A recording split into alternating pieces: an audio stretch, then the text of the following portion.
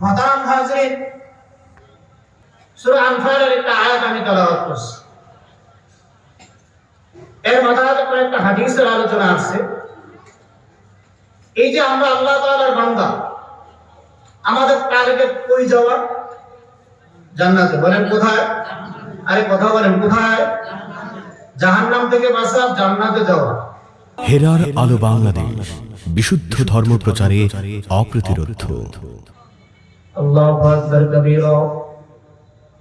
হাদিস শরীফের মধ্যে রাসূল আকরাম সাল্লাল্লাহু আলাইহি ওয়াসাল্লাম বলেন, 5 শ্রেণীর জন্য, 5 ব্যক্তির জন্য যার মধ্যে 5টা গুণ থাকবে তাকে জান্নাত লাগবে। কোন সুবহানাল্লাহ। দুনিয়ার নিজাম অনুযায়ী একজন আরেকজনকে ডাকে, যখন চেয়ারম্যান তার সাধারণ কর্মকর্তাকে ডাকে তখন তার ব্যাপারটা ভিন্ন। মেম্বার যখন একজনকে ডাকে তখন তার ব্যাপারটা ভিন্ন। সে যখন এমপির খাস লোক তখন তার ব্যাপারটা ভিন্ন। দুনিয়ার জমিনের মধ্যে একটা সিস্টেম দেখেন, শহর বন্দরে যখন হোটেলগুলোর মধ্যে মানুষ খানা খাইতে যায় তখন সামনে একজন দাঁড়ানো থাকে, ডাকতে থাকে, আমাদের এখানে আসেন, আমাদের এখানে আসেন, আমাদের এখানে আসেন। কথা বলেন ঠিক না বেঠি? মনে হয় যে মাগনা খাওয়াবে, না না, আমাদেরকে এভাবে ডাকে, ডাইকা ভিতরে ঢুকায়, যা যা চায় সব কিছু দেয়। দেওয়ার পরে আসার সময় ওখানে বিল পরিশোধ করতে হয় কি হয় না? কিন্তু প্রথমে ডাকতেছেন মেহমান আসেন। আল্লাহ পাক রব্বুল আলামিন বলেন যে জান্নাত ডাকবে প্রথম মেহমান। প্রথম মেহমান কারা হবেন? আল্লাহু আকবার কবীরা। রাসূল করিম সাল্লাল্লাহু আলাইহি ওয়াসাল্লাম বলেন জান্নাত ডাকবে প্রথম মেহমান সে হবে তালিল কোরআন, কোরআনে কারীমের তেলাওয়াতকারী। সুবহানাল্লাহ। কোরআনুল কারীমের তেলাওয়াতকারী সর্বপ্রথম জান্নাত ওই মেহমানকে ডাকবে যে আল্লাহ পাক তাকে কোরআনুল কারীমের মতন দৌলত দান করেছেন, সে সর্বদা কোরআনে কারীমের তেলাওয়াত করে। এই কোরআনে কারীম তেলাওয়াতের মাধ্যমে আল্লাহ পাক রব্বুল আলামিন তাকে আল্লাহ তাআলার কাছে অনেক প্রিয় বানায়া দেয়। কেমন প্রিয় বানায়া দেয়? ওয়ান আবি মুসা আল-আশআরী রাদিয়াল্লাহু তাআলা আনহু قال قال رسول الله صلى الله عليه وسلم إن هذه القلوب يصدع كما يصدع الحديد الماؤه وقيل يا رسول الله وما جلاؤها قال كثرة الموت قال ذكر كثرة الموت وتلاوة القرآن। আল্লাহর হাবিব সাল্লাল্লাহু আলাইহি ওয়াসাল্লামকে জিজ্ঞাসা করলেন সাহাবায়ে কেরাম, আল্লাহর নবীজি বলেন, হযরত আবু মুসা আশআরী রাদিয়াল্লাহু তাআলা আনহু হাদিস riwayat করেন, ইন্না হাদিহিল কুলুব, মানুষের মধ্যে যে দিলটা আল্লাহ তাআলা দান করলেন এই দিলটা অনেক সময় ময়লা হয়ে যায়, অনেক সময় পচা হয়ে যায়, দুর্গন্ধ এসে যায় তার মধ্যে।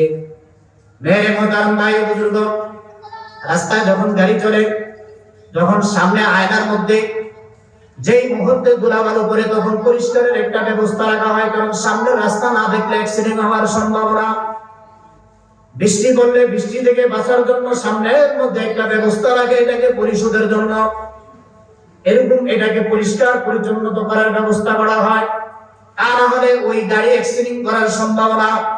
মেরে মুহতারাম ভাই ও বুজুর্গ, আপনার আর আমার মধ্যে আল্লাহ একটা দিল দান করেছেন, একটা কলব দিয়েছেন। এই কলবটা যদি নাপাক হয়ে যায়, এই কলবটা যদি দুর্গন্ধ হয়ে যায়, এই কলবটার মধ্যে যদি নাপাকি থাকে, এই কলব কিভাবে নাপাকি হয়?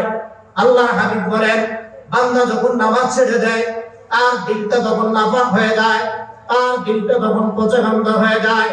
আল্লাহ নবী বলেন তার দিলটা পচা গন্ধা হয় যখন সে কোরআন তেলাওয়াত ছেড়ে দিবে, যখন সে জিকির ছেড়ে দিবে, যখন সে হক কথা ছেড়ে দিবে, সে যখন নাকি গীবত শিকায়াত করবে, সে যখন পরের হক নষ্ট করবে, সে যখন সুদ খাবে, সে যখন মদ খাবে, সে যখন ঘুষ খাবে, সে যখন পরের আয় ফেললা নিজের জীবিকা নির্ভর ব্যবস্থা করবে, চাঁদাবাজি করবে, টেন্ডারবাজি করবে, বদমাশি করবে, এই কাজগুলোর দ্বারা আল্লাহ পাক তার দিলটাকে পচা গন্ধা দুর্গন্ধ বানায়া দেয়।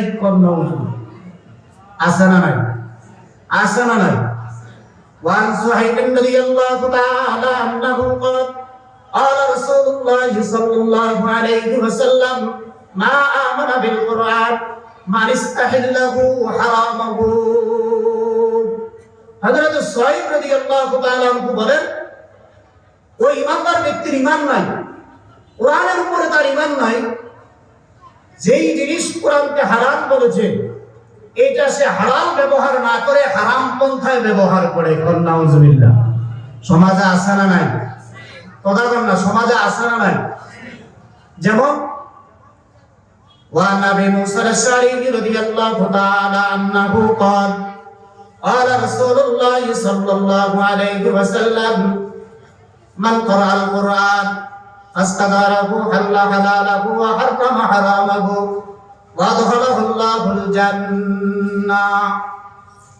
হযরত আবু মুসা আশআরী বলেন, মান ক্বরাআল কুরআন, যে কোরআনুল কারীমের তেলাওয়াত করলো, ফাস্তাযহারাহু, যে এটাকে ইয়াদ করলো, সংগ্রহ করলো, ফাহাল্লা হালালাহু ওয়া হাররামা হারামাহু, যে হালালকে হালাল জানলো, হারামকে হারাম জানলো, যা হালাল আছে হালাল, যা হারাম আছে তা হারাম, এটাকে জানার পর সে যখন আমল করলো, আল্লাহর হাবিব বলেন, আল্লাহ পাক রব্বুল আলামিন আদখালাহুল্লাহুল জান্নাহ, তাকে আল্লাহ পাক জান্নাতে প্রবেশ করাবে।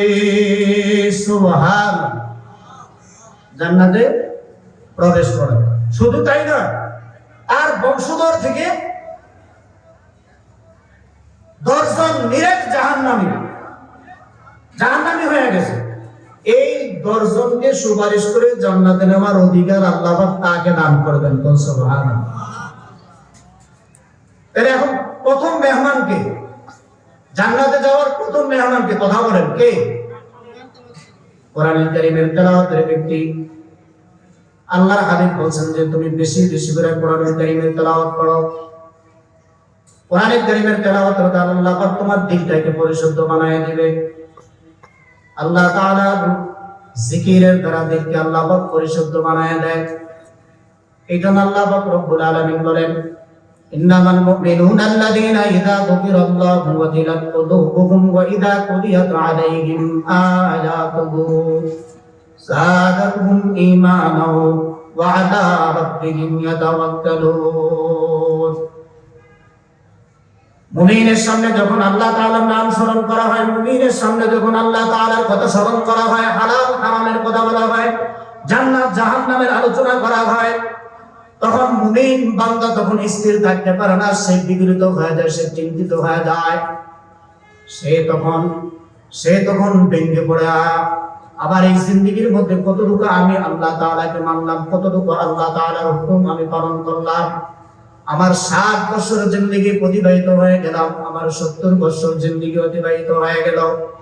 কিশোরীতে যৌবন পাড়ে দিলাম, আবার যৌবন থেকে আমি আবার বৃদ্ধা বয়সে চলে আসলাম। চুল আমাকে দেন নাই, দাড়ি আমাকে দেন নাই, আবার এগুলো দিয়ে আবার পাকাইলেন আমার অনুমতি ছাড়া। আবার একটা সময় তাকে নিয়ে আসলেন। এই সময় আমি কতটুকু পর্যন্ত আল্লাহ রাব্বুল আলামিনকে স্মরণ করতে পারলাম? মেরে মুহতারাম ভাই বুজুর্গ, যাহাবাস শাবাবু ফামা লাহু মিন মাউদাতিন ওয়া আতাল মাসিবু ফাইনা মিনকুল মাহরাবু আলা লাইতাশ শাবাবি ইয়াউদু ইয়াওমান ফাখবিরহু বিমা ফাআলাল মাসিবু। মুহতারাম হাজিরিন, সময় সংকীর্ণ, এর মধ্যে 1 নাম্বার হলো তেলাওয়াতে কোরআন। যে কোরআনে কারীমের তেলাওয়াত করে, এখন আমরা কোরআনে কারীম করতে পারি কি পারি না? আরে কথা বলেন না কেন? যারা পারি তো পারি, আর যারা না পারি তারা কি করব? হায়াত তো শেষ, সময় তো শেষ। এই সময় শেষ হওয়ার জন্য একটা কথা বলি, সামনে অগ্রসর হইলাম। আল্লাহর নবী হাদিস শরীফের মধ্যে বলছে, যে ব্যক্তি একবার সূরা ইখলাস পড়ে, আল্লাহ পাক তার আমলনামায় 10 পারা কোরআনের সওয়াব লেখা হয়। আর আস্তে বলনা সুবহানাল্লাহ। যে 2 বার পড়ে এরপরে 10 পারা, যে 3 বার পড়বো, 1 খতম কোরআনে কারীমের সওয়াব তার আমলনামায় দিবে।